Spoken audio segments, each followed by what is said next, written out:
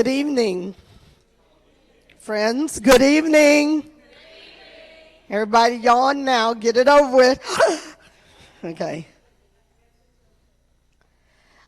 Hello, I am Valerie Bridgman, the Dean and Vice President of Academic Affairs here at MTSO. Welcome to all of you, and welcome to this lecture that is part of the Theological Commons. The point of the Theological Commons is to bring together students, faculty, practitioners, and the general public for learning and dialogue. This was formed in 2012. The Commons is a way for the school to fulfill its mission to provide theological education and leadership in pursuit of a just, sustainable, and generative world. The Theological Commons at MTSO is a means through which we share our intellectual resources with the church and the world through dialogue with the broader community. By offering events, learning resources, and continuing conversation, the Theological Commons promotes the sharing of knowledge and experience between students, faculty, clergy, and the public for the benefit of all participants and those they serve. We've covered a wide range of things that covers many intersections of religion, scholarship, and society. And you can find those on our website under the archives for Theological Commons. And I invite you to do that. There have been some really interesting conversations in this space.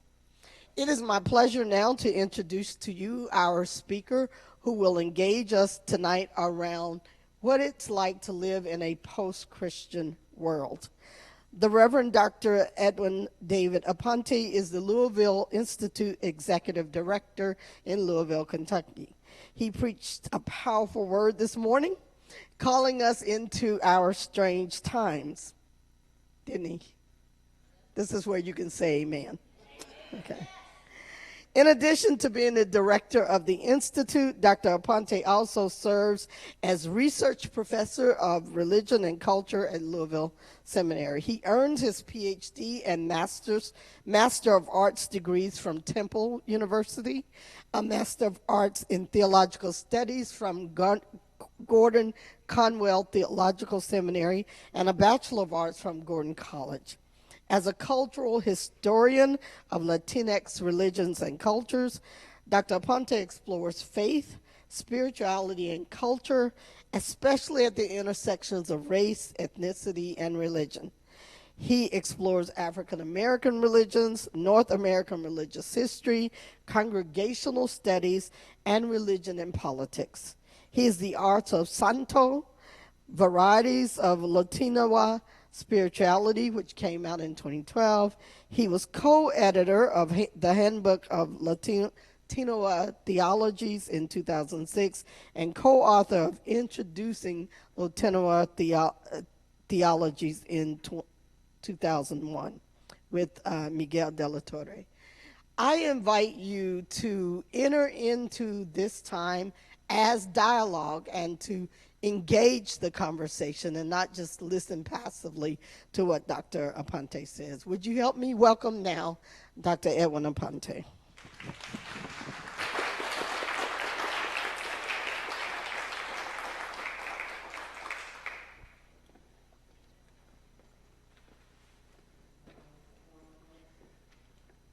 Thank you, Dean Bridgman. How are we doing? Am I being broadcast all right? The sound's fine? Good. I got the thumbs up sign, and we're good. Thank you for this invitation. What I'd like to do this evening is to do some public rumination with you about this, about living in a post-Christian culture. I've been thinking about this for a couple years now, and I'm still not at a spot where I'm satisfied. So we're going to talk about this. I'm going to talk about it anyway, and show you some things visually as well that at least helps me to think this through, and certainly we will have time for conversation as well. And so I hope that you will respond accordingly. So,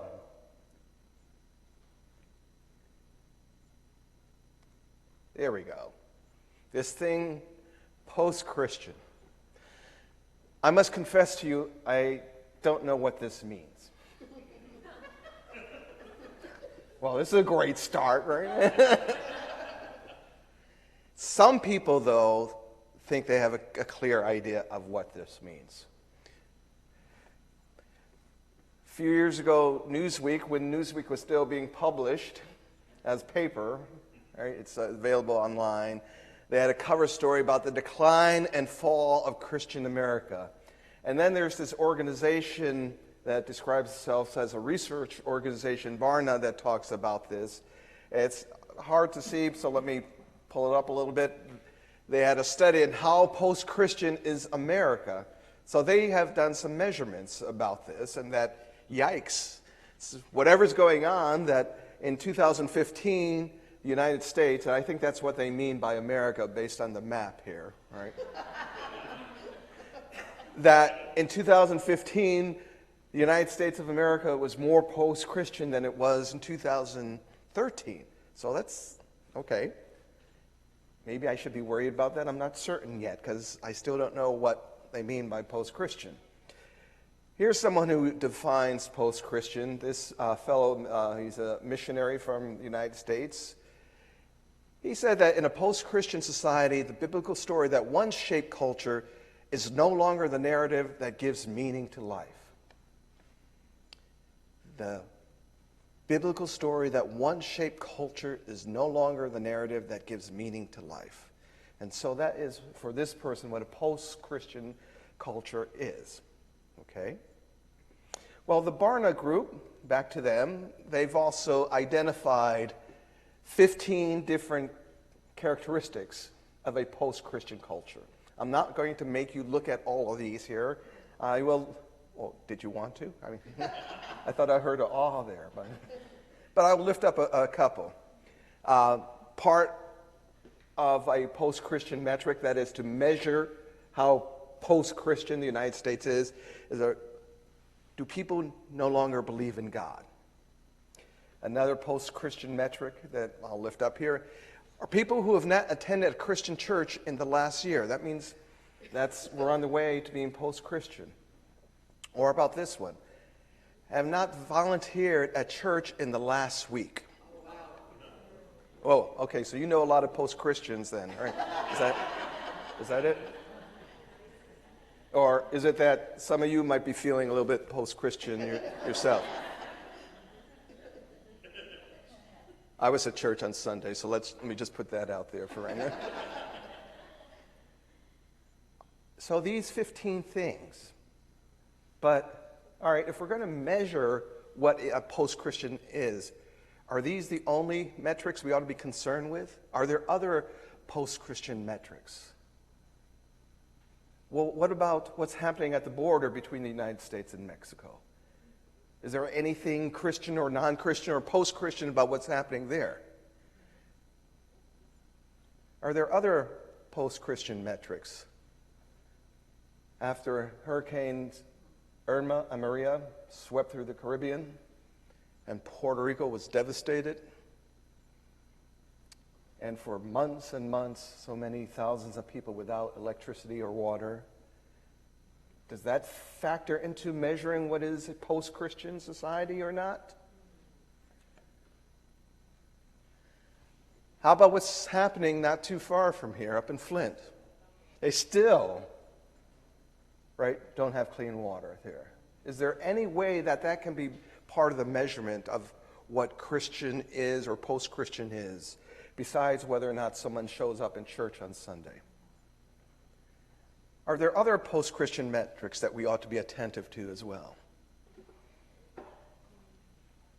When people's very lives are at stake. So I am still stuck. What is post-Christian? I'm not clear yet. Post-Christian comes in at a time of other kinds of kind of things. Post-liberal, post-denominational, post-enlightenment, post-truth, and you probably could come up with a few more post things right now. Post what? I just said post-truth. Post-truth, right? Yeah, What? Yeah. What's the deal? I don't know. What? Yeah, post-racism. I should put that one up there, right? Yeah. That didn't work out so well, right? So I'm a visual kind of person. So I like art and architecture. So I went to architecture to help me with this. So I know what modern architecture is, and I know what postmodern architecture is. So maybe I can, by kind of transference, get at this post-Christian thing. So here is an example of modern architecture. This is the Guggenheim Museum in New York, the original Guggenheim, not the other one in Spain. All right. And this is a more recent picture, so the new building is behind it. I'm talking about the Frank Lloyd Wright building in front. This may seem vaguely familiar to some of you. If you are a fan of certain type of films, you might remember the interior from the first, right? Should I tell, or do you want to guess? Do you remember anyone? Men in Black? Oh, no, see, now you... You've not been to the Guggenheim, but you remember it, right? The chase scene that went through it. And this is one of the things that Frank Lloyd Wright wanted. The galleries are this spiral thing. So this is one example of modern architecture in New York City. All right, are you with me here? Modern architecture? All right, let's take a look at an example of postmodern architecture. This is 550 Madison Avenue, formerly known as the AT&T building or the Sony Tower. And if you have enough money, you can buy it and rename it yourself too, if you want to. But it's there in New York and Manhattan. And you may say, well, what makes this postmodern? Well, it has some of the elements of modern architecture, but then some twists that upset some architects at the time. One of the twists is its entrance. That you see that you have these curves here, and this is not the modernist kind of thing. And then the top of the building as well, where in a whimsical way, the architect put in a feature that is usually found in Chippendale chairs from the 18th century. So breaking conventions and mixing things together is one of the characteristics of postmodern architecture. So, modern and postmodern. I get that. I can go throughout the world or throughout the United States. I have not had time to check this out if we can do this in Columbus, but I encourage you to do that. Are there examples of modern architecture in Columbus and postmodern? So, if we are in a post-Christian culture, if we are living in a post-Christian society, when was there a Christian culture? All right. I can go to 550 Madison Avenue in Manhattan and see a postmodern building. Where do I go to see post-Christian culture? Well, I've already told you, I'm not sure what that looks like. But maybe I can go back in time and find some time when there was a Christian culture and do the comparison that way. And some people, we don't have a lot of time to do all this, right?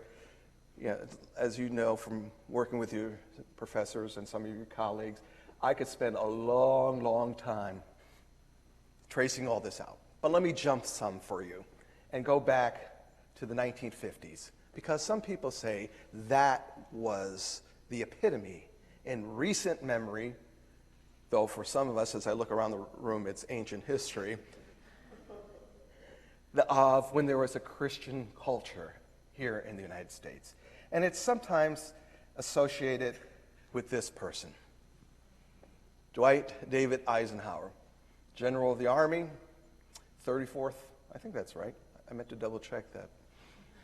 34th President of the United States. Now, see, someone's going to Google it right now and say, Aponte got it wrong. So send me an email and I'll fix it. Right. Eisenhower, the hero of World War II, who led the Western Allies, first in North Africa, Italy, and then the invasion of France and across Western Europe into Germany in World War II. Everyone liked Ike. And they liked him so much that when he ran for president in 1952, he was elected.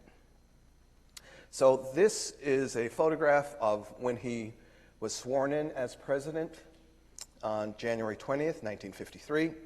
Right, you know that, right, how it works. You get elected in one year and get sworn in the next January. With poor President Truman looking on. And what I want us to do is to listen to something from that inauguration from 1953. And here's hoping that everything will work out all right with the sound. My friends, before I begin the expression of those thoughts that I deem appropriate to this moment, would you permit me the privilege of uttering a little private prayer of my own? And I ask that you bow your heads.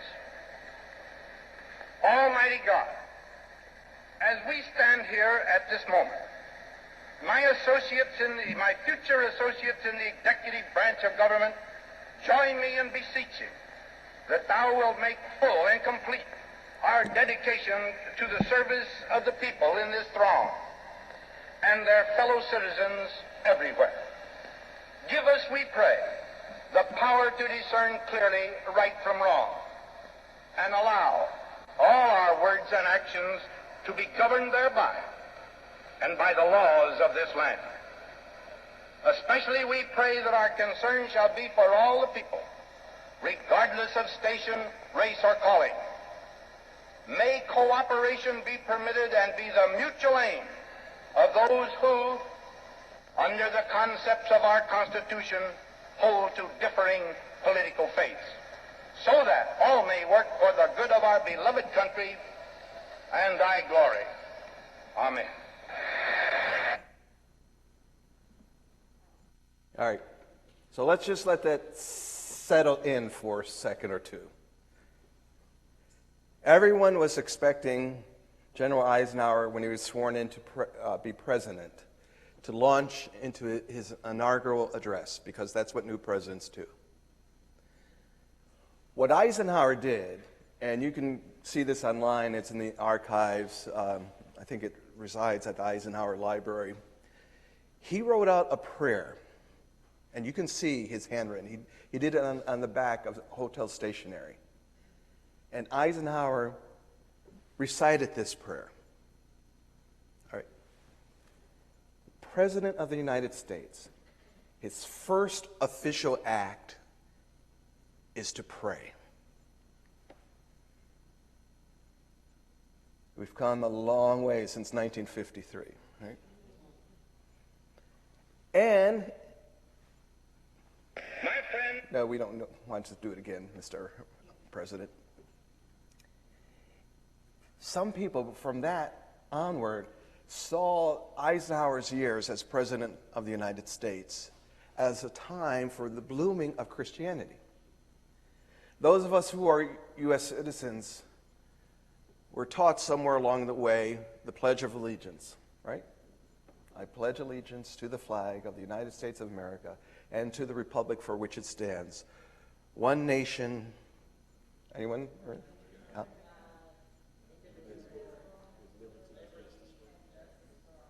right. You know that under God part. It wasn't there until 1954 when President Eisenhower signed the executive order. And part of that was there was a movement among Christians that this would be incorporated into the Pledge of Allegiance. And Eisenhower was going to church regularly.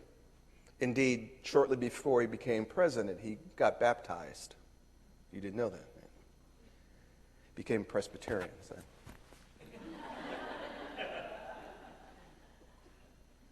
And one of the things he did early in his administration, and he did this particularly in February 1954, is in honor of Lincoln's birthday, which is February 12th, he went to New York Avenue Presbyterian Church in Washington, D.C. That's what presidents did around Lincoln's birthday. The Sunday near that, they would go there. And the pastor there knew that President Eisenhower was going to show up. So he crafted a sermon just for President Eisenhower. There were other people in the congregation that heard it, but it was for Eisenhower to persuade him that the phrase, under God, should be the motto of the United States and should be incorporated into the Pledge of Allegiance. And shortly after that, Eisenhower signed the executive order. It's during Eisenhower's reign that, his presidency. It's like, I don't know what that is. Some of you in pastoral counseling can maybe see what's going on with me. Am I incorporating the present into the past? All right. During Eisenhower's presidency, that there was an uptick of attendance at church. Some of it was demographic because of the baby boom generation, and churches were building new buildings to fit more people coming into their buildings and to have educational wings for the new children who are showing up. But it's not just the growth of churches. There were famous Christians in positions of power in the 1950s. Reinhold Niebuhr on the cover of Time magazine. Now, that may not seem a big deal now, but it was back then. And John Foster Dulles, an important person in the Eisenhower administration, the Secretary of State, but also a very devout Christian, Presbyterian, involved in many things. But it's not just a Protestant thing going on. The most popular television show for a while in the 50s was this half-hour, basically a sermon by Bishop Sheen. And the bishop didn't always dress like this, but he dressed for TV like this and just talked to people. And people were captivated by what Bishop Sheen was saying. And then also the preaching and then the writings of Norman Vincent Peale, The Power of Positive Thinking. Tremendous influence on people throughout the United States. Particular influence at one of the people who attended at, let me get it right, Marble Collegiate Church, a real estate developer named Fred Trump, who really took to Norman Vincent Peale's The Power of Positive Thinking. But also more broadly, Billy Graham is just taking off. And even though it's a problematic word, the word that was used then is still used in some settings, his crusade. And his New York crusade was only supposed to last a short time, but it went on for 16 weeks.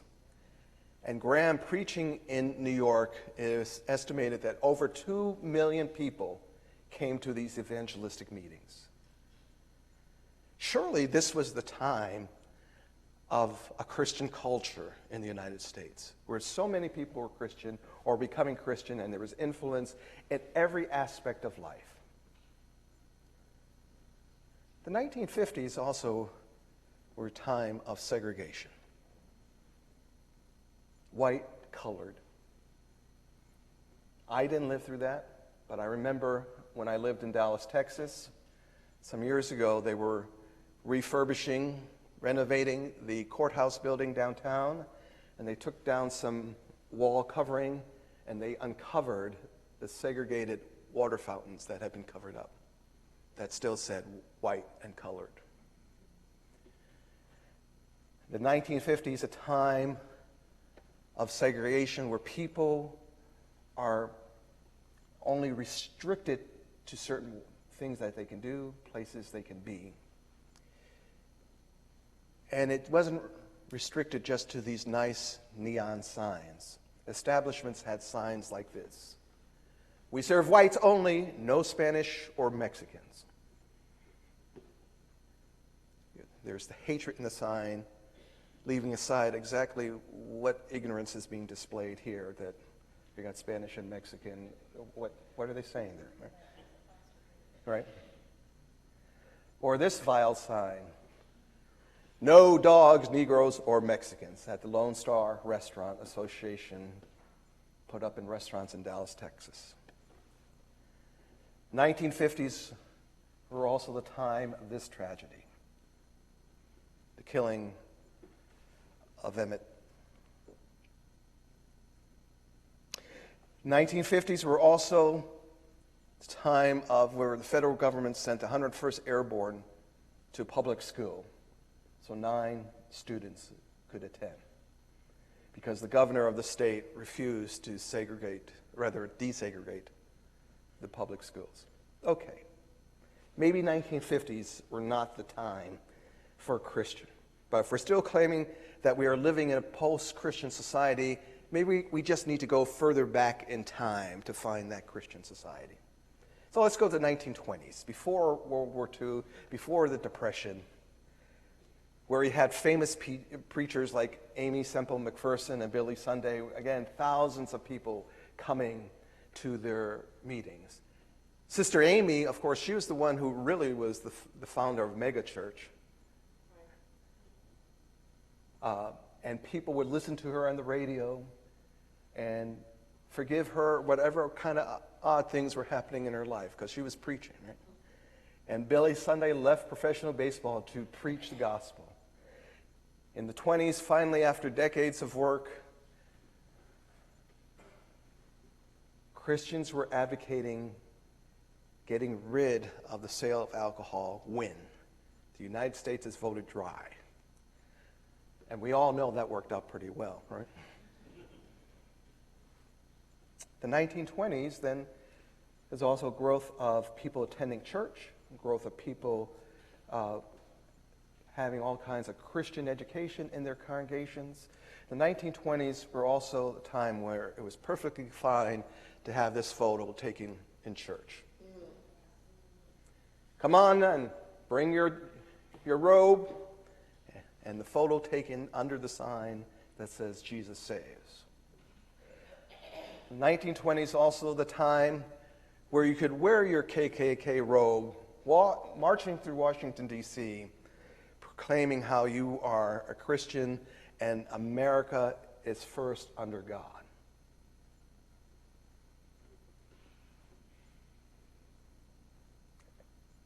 Was that I hear? Echoes of today? Maybe. Mm-hmm. All right, maybe not the 1920s. Let's go a little bit earlier. Maybe at the turn of the century, between the 19th and 20th century, maybe that was the time of the Christian society that we can compare with the post-Christian time that we are living in now. Okay, this is also the time of the start of filmmaking and D.W. Griffith's The Birth of a Nation, and the racism that it promulgated through the new visual culture that captivated so many people. And one person in particular who gave an endorsement to this film. The white men were roused by a mere instinct of self-preservation until at last there had sprung into existence a great Ku Klux Klan, a veritable empire of the South, to protect the Southern country. Woodrow Wilson. You know that name. President Woodrow Wilson, the progressive President of the United States during World War I, who advocated for the establishment of the League of Nations and the free determination of people for their own nation, was a big fan of the film The Birth of a Nation. Okay, Aponte, you haven't gone back far enough, so let's go back a couple presidents. To the big TR, Theodore Roosevelt, the progressive president at the start of the 20th century, and all kinds of good things came because of him, including the national parks and some laws about health and food safety and everything. And lots of people like Theodore Roosevelt, Teddy Roosevelt. They even named a toy after him, right? And some of you may have grown up with your teddy bear, and that's all right. And I don't want you to feel bad about your teddy bear by what I'm about to show you. But TR also was an imperialist. And this cartoon from the time, the big stick in the Caribbean Sea. So Roosevelt was the one who said, "Speak softly and carry a big stick." And he thought that Latin America should do whatever the United States wanted. How Christian is that? Indeed, from another cartoon from the same period, we see a representation of the United States. This is from a British publication. So maybe some people couldn't critique that the United States, from within the United States, could critique it like this British cartoonist did. But there's Uncle Sam and his new pupils. I got to take off my glasses to see. No, I can look up here. Can you see it? So this is Cuba, Puerto Rico. Right? They changed. There was a big movement to Americanize Spanish in Puerto Rico. So it wasn't Puerto Rico. It was Puerto Rico. Here, Hawaii, the Philippines, the new dark children in the classroom of the United States. And we could spend time exegeting this picture, the native person in the discipline chair by the door, the Asian person there, African American person washing the windows in the back. This was the United States at the turn of the century, 1898 coming forward. The United States that also embraced manifest destiny, as portrayed in this painting called Manifest Destiny. That great Columbia, represented by this woman, is leading the people, the new people, westward. That's right. And some pesky people are being pushed aside as the wagons and the prospectors and locomotive and telegraph, everything comes, modern comes with the westward movement. Okay, 19th century may not be at the turn of the 20th century. We don't have time to deal with that whole thing called the U.S. Civil War, so we'll go a little bit further back. Some people say that the United States was established as a Christian nation. And here's John Trumbull's painting of the signing of the Declaration of Independence in Congress on July 4th, 1776, and also from that first generation of the United States, the writing of the Constitution of the United States, we the people.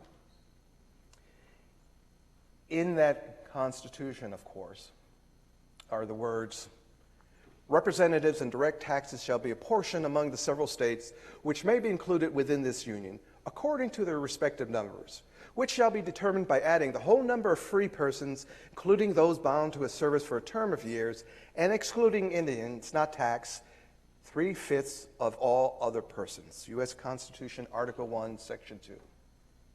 What's that talking about?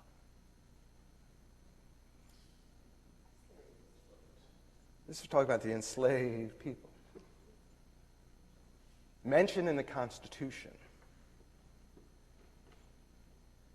but not counted fully as human, with political plays going on to give certain states with so-called free populations that are less than other regional states an option to beef up their numbers by counting their enslaved people, but not giving them the rights of citizenship. In one of the founding documents of the United States. How is this part of the founding of a Christian nation? So, modern, postmodern, I can get that. I can touch that. Actually, if you want to, you can go to New York. We can have a field trip and touch these buildings. Right?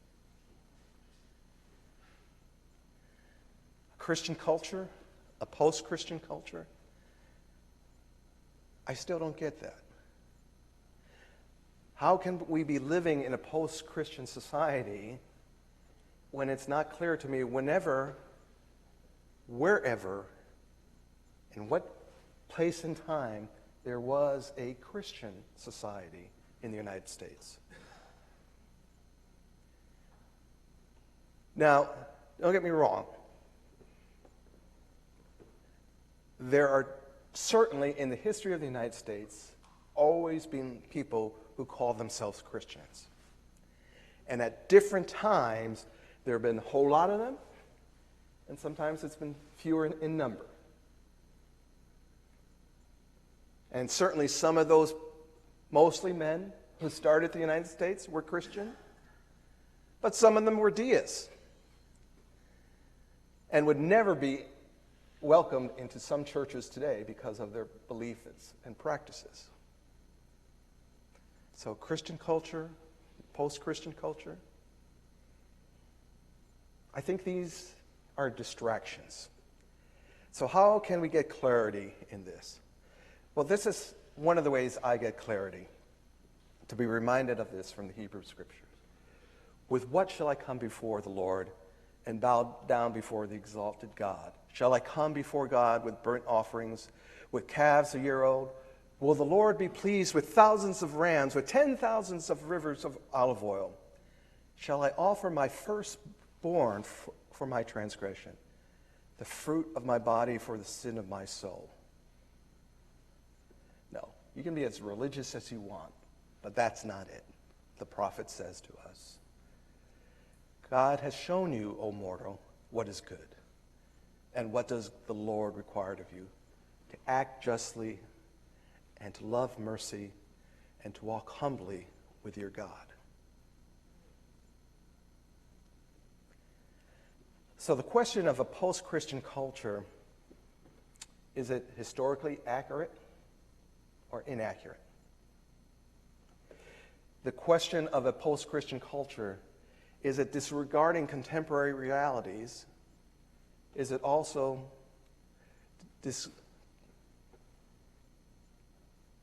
disregarding contemporary realities? Is the question of whether or not we are living in a post-Christian culture, is that a theological distraction?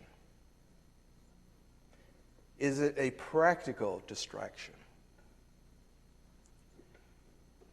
If it's any of all that, then what else is going on? What really is going on? What really is the question? Are we living in a post-Christian culture? What is being asked? I do think that all these are distractions. And what we really are confronted with is how we are to act, to live as Christians within a culture.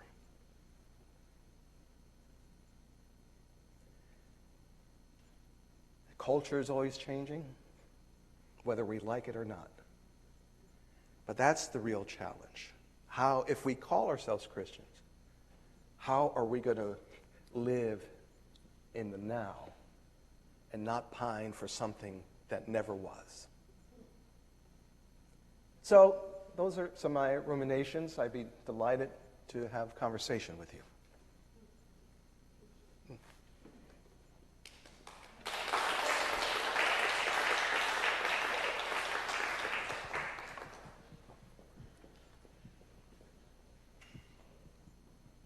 I need a runner. She's getting steps. And I am, yes.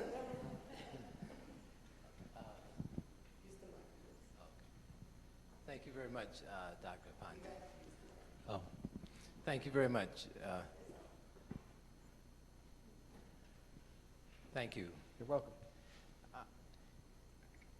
If you add, I would say, white before Christian, how does that change the narrative? All right. So if we phrase it, we are living in a white post-Christian culture, or we are living in a post-Christian white culture. All right, depending on how we phrase that, that's going to send us down different paths. We're still left with, okay, if this is a post-Christian white culture, show me when and where there was a Christian white culture. Are you talking about that early culture that founded the United States, that allowed and tolerated slavery? Indeed, this 3/5 option in the Constitution was compromise. It was political compromise. That the people at the time decided that this was the best that they could do because they had something else in mind. Was it during the time of Jim Crow? Right? When white Christians are in power, was it when the son of Presbyterians became president of the United States, Woodrow Wilson? So people kind of forget about Wilson, that he was elected as president after being governor of New Jersey. But Wilson came from the South, and he brought with him a lot of the white racism into the White House. So when was there a white Christianity that makes a difference between a Christian culture, a white Christian culture, and a post-white Christian culture? I think when we add white into it, right, and we know that white, we're just using that it is there's no real country of white, right? My family's from Puerto Rico. I can point on the map to Puerto Rico, where my parents came from. There's no place in Europe that's called white, where white people came from, right? It's a social construction, and it has a lot to do with who's in power and what they're trying to get. But those who are white Christians are worried about a post-Christian culture. What are they worried about? Right? Are they worried about how the United States is changing demographically?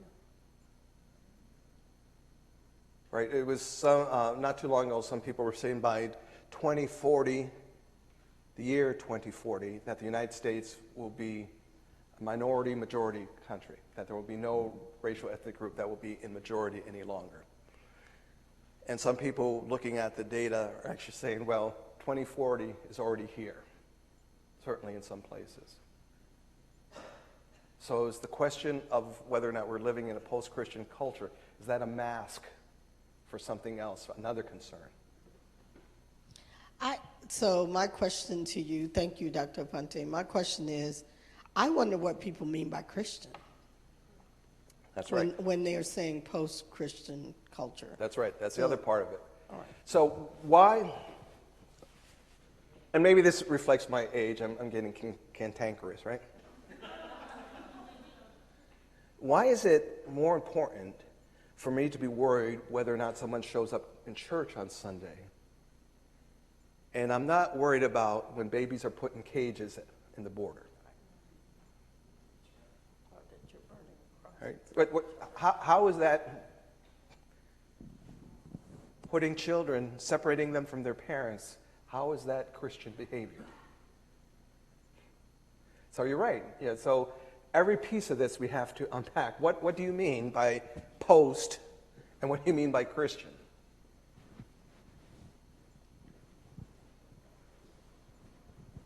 Thank you so much for presenting this information. I think for me, one of the things that I'm wrestling with in my mind is you have eloquently showed us how the foundation of America has been founded and presented in such a way in which Christianity has not actually been present. So how do we in 2018 present Christianity and practice Christianity in such a way that it does not completely uproot the foundation that has been laid for America so that it's accepted? So I think Dean Bridgman's very helpful. And so what do we mean by Christian? So let's have some conversation around that. And in my analysis, I'm not saying that everything that ever happened, particularly since 1776 up to the present, was bad. That there are some good things here. How can we assess what's good? And how can we strive to something that is helpful, wholesome for everyone and inclusive. Are we going to, those of us who say we are Christians, are we going to take what we say are the sources of the teaching of Christianity, Hebrew Bible and the New Testament, are we going to take that stuff seriously? You are all familiar with the end of Matthew chapter 5. I didn't plan on this, so I don't have the text in front of me, about the parable there about the end times and the sheep and the goats, and how the sheep are surprised when they're brought in. And why are they surprised? Because of how they treated the least of these. Right? You tracking with me, right? Mm-hmm. Right. I'm trying to somewhat disguise what I'm about to say, because it's a true story, but the names are changed. I was in conversation some years ago with a particular seminary where it was presented to them to rethink the curriculum of the seminary. Okay, you were probably at some point thinking about your curriculum as well, right? What would the curriculum of this particular seminary would look like if it was embracing of the principles of Matthew 25 and doing for the least of these? How's that sound to you? Do you like it? Is it too far out, or is it? No, really, I'm serious. This is not a rhetorical question. Yeah, you like that? The seminary faculty rejected it. There was multifold response. Part of it was, well, you can't really take that seriously. That was not the original intent of the authors of the gospel passage. You have to understand the contemporary context and what ought to be brought to this understanding. So part of the challenge then, so the challenges of living as Christians within culture, for me, part of the challenge is, am I going to take these writings seriously or not? If I'm not going to take them seriously, I'm going to do other things. I could probably do other things that make me a whole lot more money than what I'm doing right now, right? I don't know if I went down on a rabbit trail on that one or not, but. I guess I'm wondering, well, a comment first and then a question. I don't think that we can talk about Christianity in America without talking about white Christianity. Right. Mm-hmm. And then I guess I'm wondering, what do you mean by taking the text seriously? Because the way that we engage the text is through the lens of white Christianity.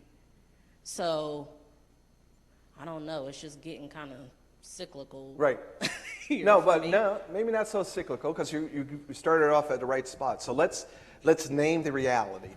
And part of the reality that we have to deal with is the presence and power of white Christianity, not only contemporary, but centuries of tradition.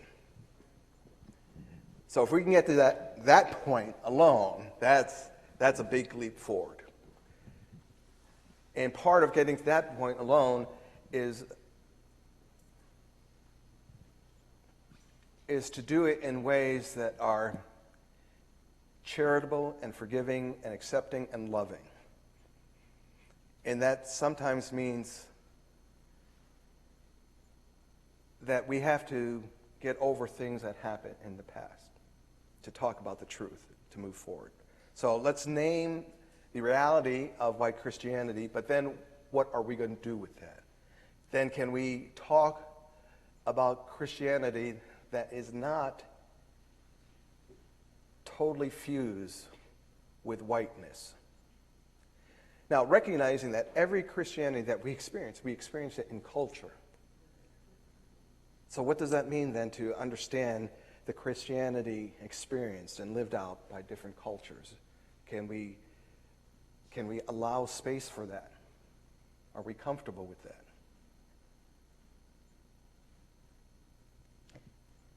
Yes, thank you so much, Dr. Aponte. Since you invited us to nuance, the question as well as the content of your sharing, I was wondering, like, how so culturally bound even this interest is. Like, who is interested in this question? I was thinking with a European mindset, but as somebody who has lived in different spaces and different cultures, it's like Southeast Asia, where there's, like, who is wondering if we're living in a post-cultural context? It's Right. like, and if you had gone back historically into the early church, for instance, was there ever a time where there was a different understanding of Christianity, when Christianity was not in power, and it was not institutionalized, and it was not associated with whiteness in the way that is so directly conceived in this North American context? It's almost automatic for people who are here to think that this is a relevant question, and there are so many parts of the world and historical times where this was not, where people are either persecuted for being Christians, so there's never been a possibility of being a culture. So I was wondering if the question we could put, the challenges of acting, being, living as Christians within each culture and subculture in which we find ourselves to exist. Right, that's right. Those are great observations. So this question, whose question is it, really? Quite frankly, it wasn't my question initially. But a lot of people were asking me of the question. They were saying things to me about how we're living in a post-Christian culture, and I didn't understand what they were talking about. And again, I didn't plan on what I'm about to say, but one of the persons asking me the question was my sister.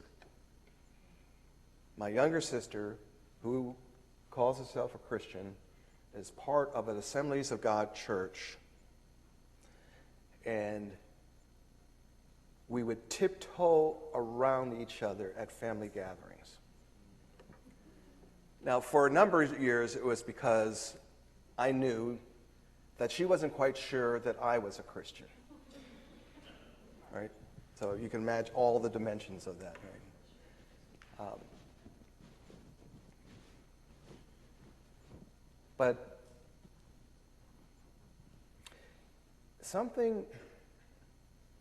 many things odd happened since the election in 2016, the current president.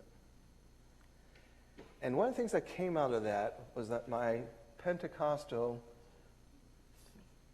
theologically, socially, politically conservative sister,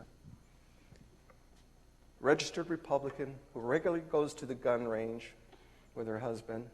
Right? I'm trying to understand my sister, so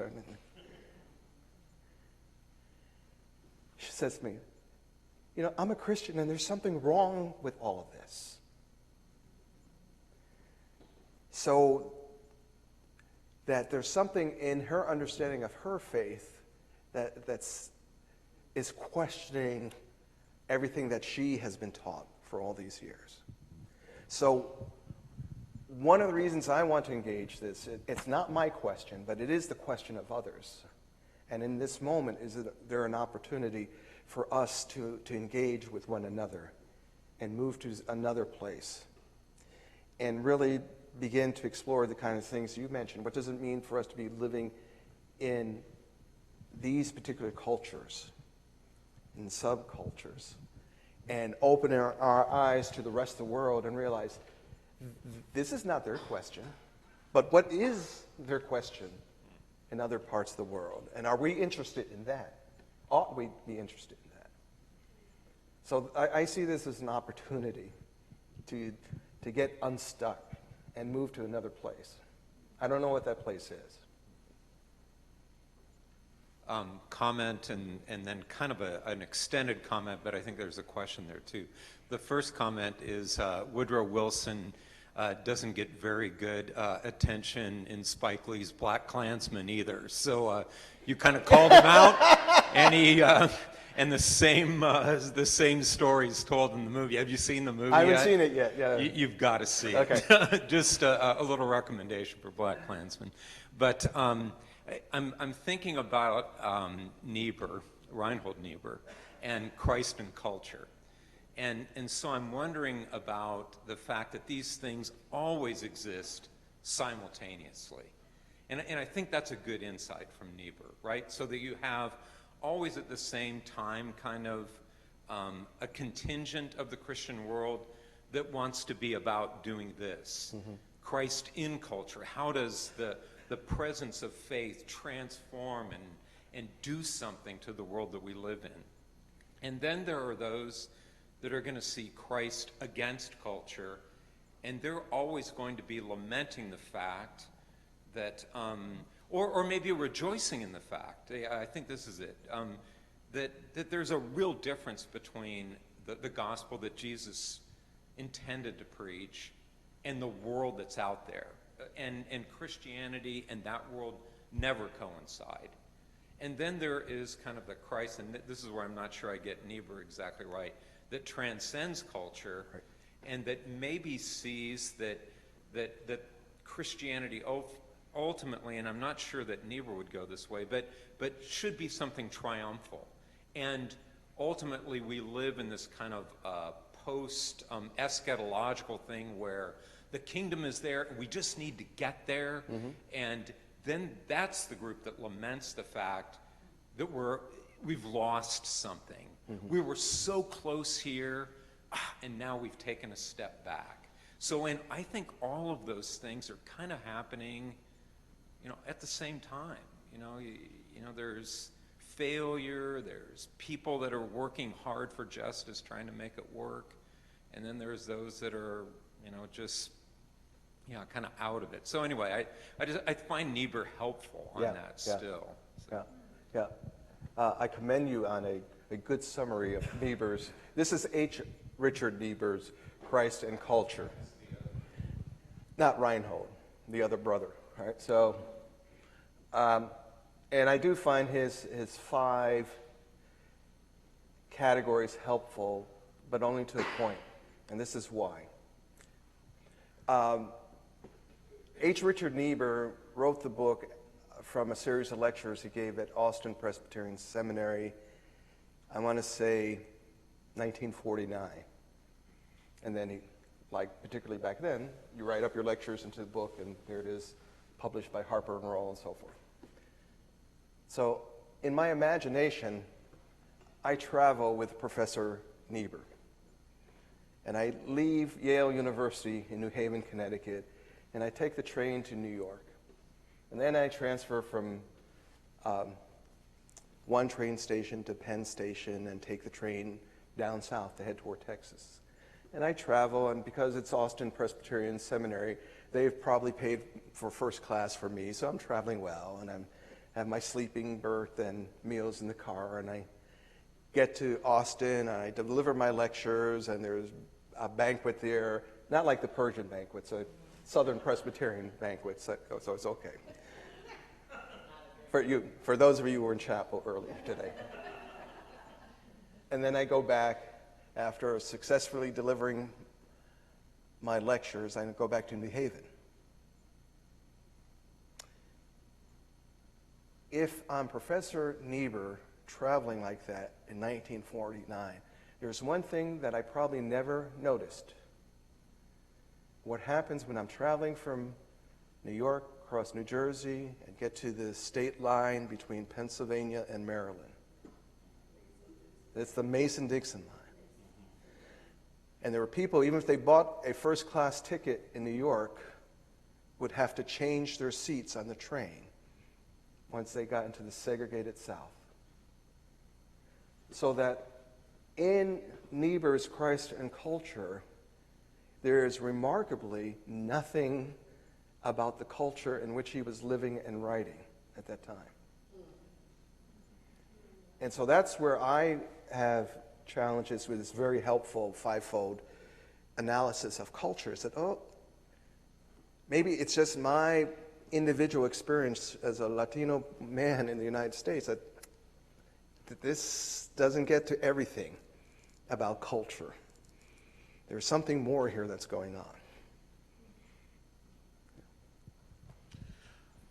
First, thank you so much.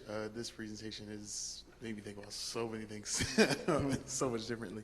My question to you, though, is do you think that the issue that individuals are expressing through the question, not necessarily of living in a post-Christian culture, because we've kind of debunked that, but even living as Christians within culture, do you think that the issue is that Christianity has become a culture in and of itself, as opposed to a transient idea that can be translated into many different cultures and seen in so many different facets, in different nationalities and ethnic groups, and it's no longer an idea, it's no longer about value or, even ideas, but it's about, oh, I'm a part of this culture, and so I'm a Christian, because, and even Christianity itself is based in Western thought.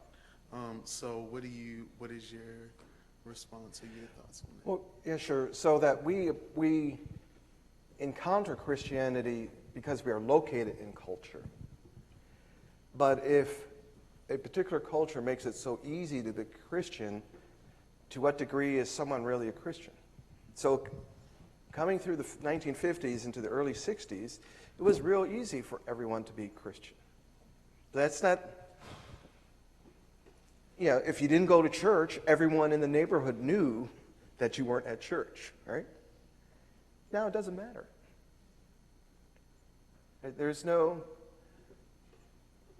The cultural pressure to be Christian isn't the same. And so today, and of course there's this whole thing about people who still want to pursue some sort of, whether it's called a spirituality or something other, that they feel perfectly fine. They don't need any kind of organized religion to do that kind of thing. So the moment is, it becomes a clarifying moment about, okay, what were we really meaning when we say Christian back then? And what do we mean Christian by now? And the reality is that Christianity always is enculturated. That's why the majority of us don't read the New Testament in Koine Greek. Right? We're reading it in English. And we have, 50, 60, someone tell me, versions of English to read it in. Right? And if you happen to be one of those who learned Greek yourself, you could make your own translation. Right? That is, Christianity always comes to us in cultural forms, and there's something then that happens in the cultural transmission.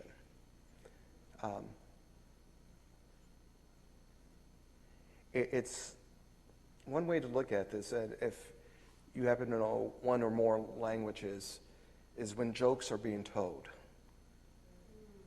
Right? And when you get to that point in the language that is not your first language, and someone tells a joke in the other language, and after X number of years you say, oh, I get it, right? That moment that you've grown in that culture to understand the nuances of that. To what degree have certain nuances or something even more overt have muffled whatever the Christian message is that's come to us from early Christianity, which of course itself was enculturated, right? And one of the writings that have come down to us remarkably tells about the cultural fights. All right. Yep, that's right. Those Greek-speaking Jews over there, they're not as good as us. Right.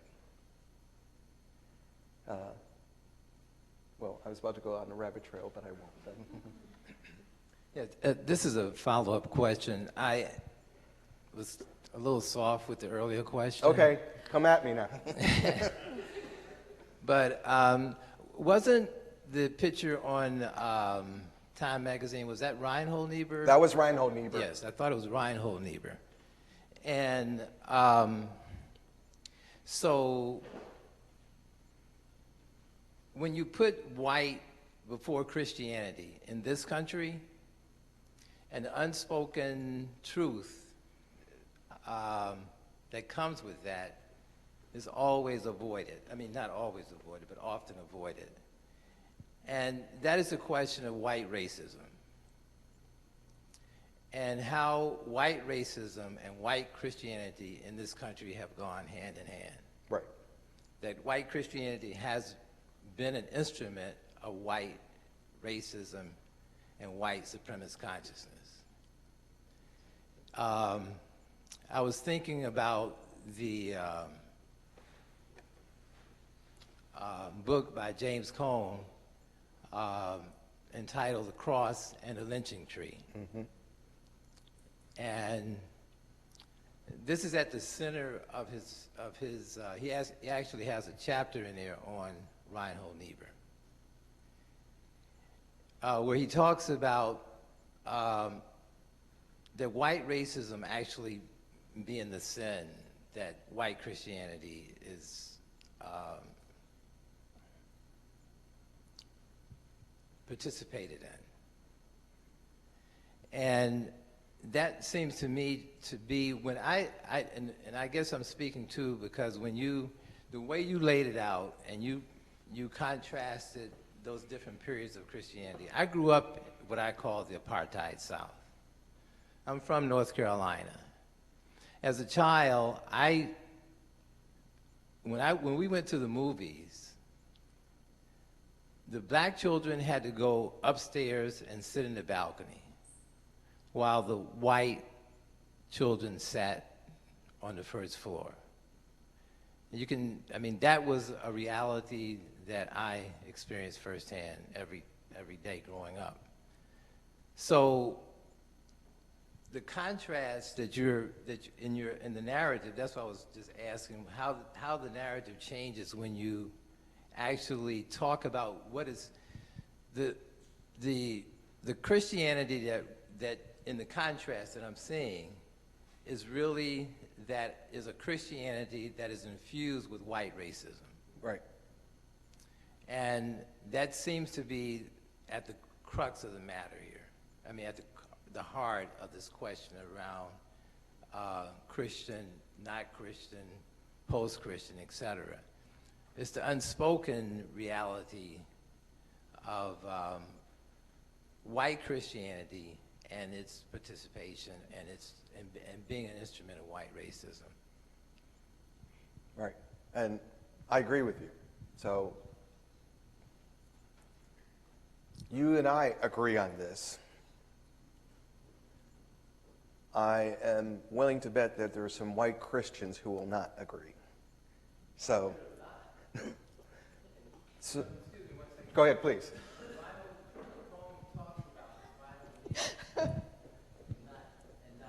I'm coming back to you. Cone, in that book on Niebuhr, he talks about,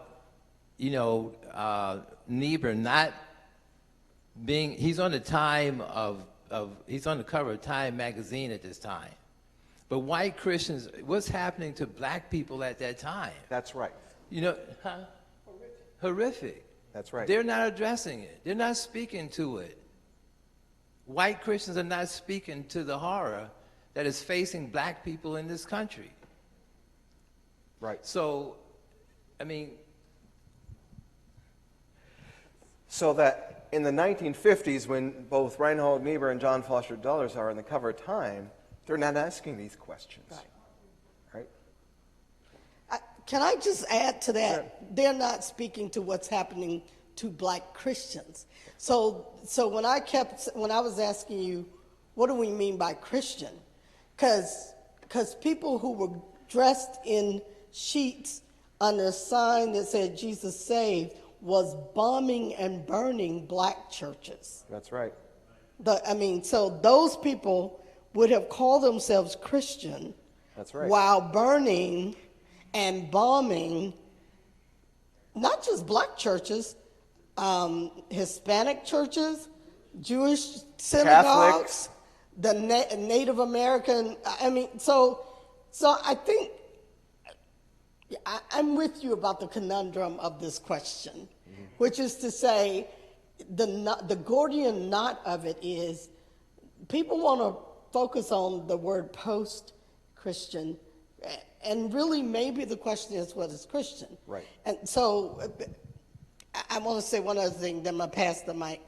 Back in 1970s, early 80s, when the moral majority was ascending, Jared Falwell at Liberty University gave a speech about how he didn't care if they educated another preacher or another missionary, that what they needed to educate was lawyers and business people, and he gave a whole list, teachers who could, quote, take over the culture.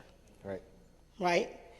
And the Federalist paper is a direct descendant of that speech. And where we are right this moment of time in this country is a direct descendant of people who believe that. So the stunning part for me is people who were outraged at the Piccadillys of Bill Clinton, who then wore shirts that said, "You can grab mine." White women, Christian. So maybe that's a part of the challenge here. It's like the way in which the moral majority and the way in which white Christianity married itself to a political entity, and the way in which non-white people got co-opted by the notion that to be Christian means that you must resist these two things. And since we are the ones that resist these two things, we are the Christians you should follow. So watching black, brown, and other people who are not white, who Christians buy into a kind of Christianity and theology that is actually against death dealing and against their own interest, Right. is very interesting to me. So what's the nature of power that compels that kind of behavior that even is death dealing to oneself and one's immediate community? And I want to tie this back here because I'm still thinking this through, so that among some people who call themselves white Christians, what really is the operative part of that? Is it the whiteness and the Christianity is just brought along for whatever reason? Yep. Dr. Aponte, thank you very much. I have so many questions. You stimulated so much in my brain. And also MTSO, whoever was active in bringing him here, thank you also. Something that you said that is really sticking with me. When you're talking about the people now who are not going to church but they consider themselves spiritual, many of those, a few of those are my friends. Right. I was one of them. I went from a Roman Catholic church to a Unitarian Universalist church because I did not believe the Christianity that, as I knew Christianity, was there. So the question is, why should they trust institutionalized religion again when this is what we had with mostly white preachers? So why would they? I mean, I give them credit for not saying, I'm not going to put up with this anymore. Right. I give them credit too. And some of them are my relatives. But what can we do? What can we do to help pull this forward? Well, what direction do we want to go into? Yes. Well, the word I would put in front of that would be either faux or pre. And I would look at it as a spectrum rather than an either or. Yes. Oh. Okay. So my question is, looking kind of out the outside of the United States context to the global Christian church, Right. particularly the way that the church is growing in Latin America and Africa, the global East, the global South. And as people are converting to Christianity in places that haven't been so much influenced by our culture, and then are immigrating and bringing the way that they practice Christianity here and bringing that faith here, how do you see that changing the shape of American, North American, United States Christianity? I think Christians from other parts of the world that have migrated to the United States, they are transforming the church here. Church big. That, as I observe it, that is the movement of Christians from, particularly from Latin America, Latin American Roman Catholics. I have a footnote on why I say Roman Catholic, so remind me why I come back to that, okay? Has re-energized the Roman Catholic Church in the United States.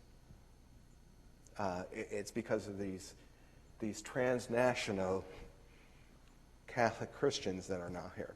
And the reason why I introduced transnational, because we are living in a moment that has been different from prior waves of migration. I was talking with someone who does genealogy, and she found a photograph of a ancestor who left Ireland. And it was a photograph of the ancestor's father who had left the daughter, and he was going back to the village, and the daughter came to New York. And that probably, when they said goodbye to each other at the dock, that was probably the last time they saw each other, right? Today, people leave their nations of origin, and they can call, they can go on the internet, they can keep on reading the papers or watching television or whatever online, right? So there's a transnational dimension of this. And so that is part of what is re-energizing the church, certainly here in the United States.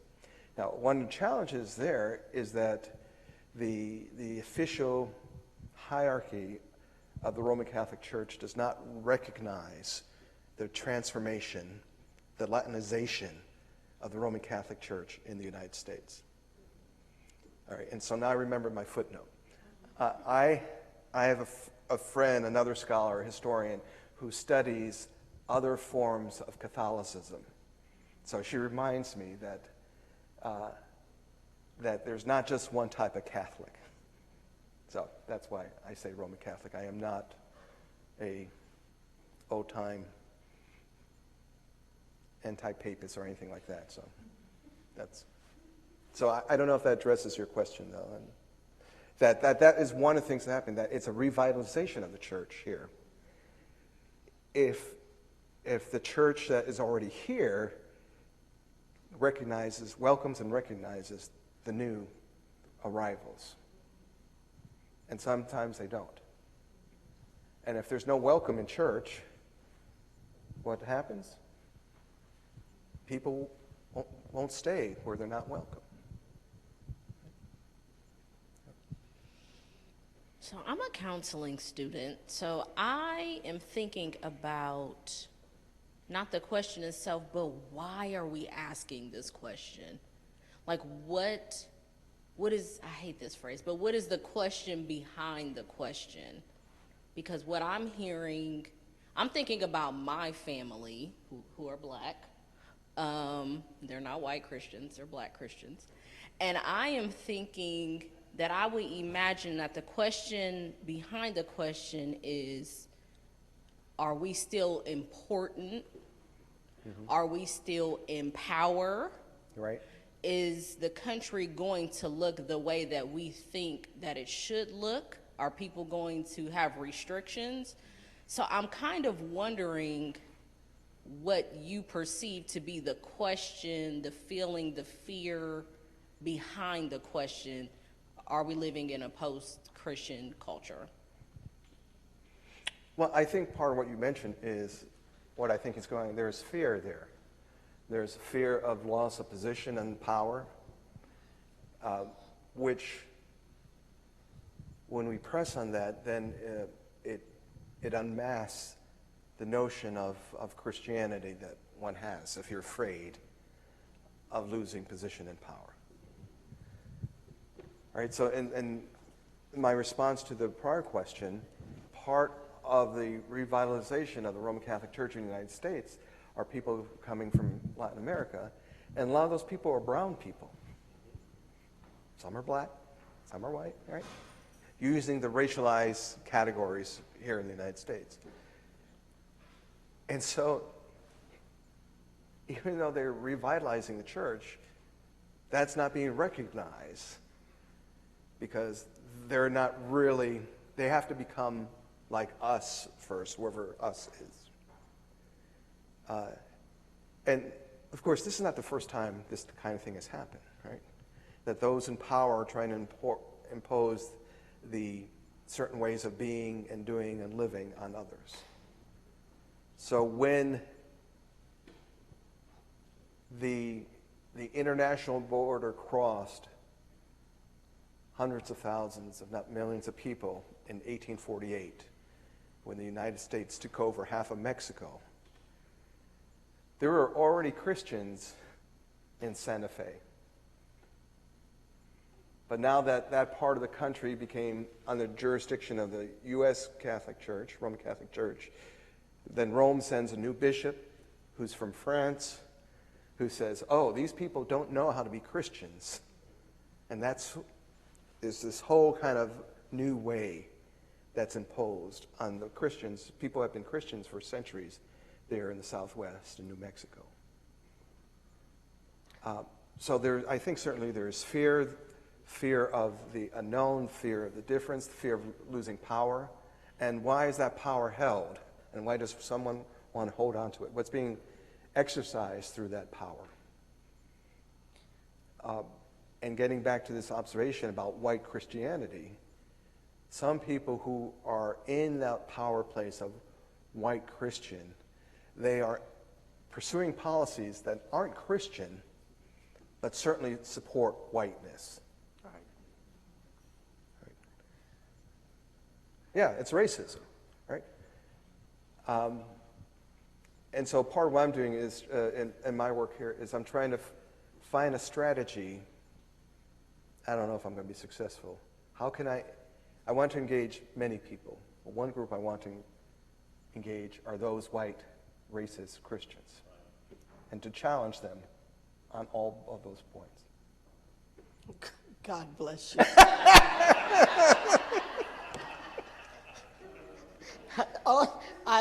Okay, sorry.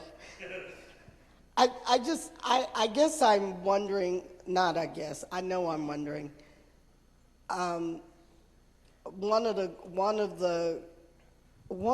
things that I think often about is the fundamentalisms of Christianities, and so I'm gonna put an S on the end of that liberal Christians can be just as fundamentalist as conservative Christians. So I wonder about the fundamentalisms and whether or not your great desire to reach people through these hermetically sealed capsules is even possible. Like, I believe in the Holy Spirit, so that's like my one saving grace here, right?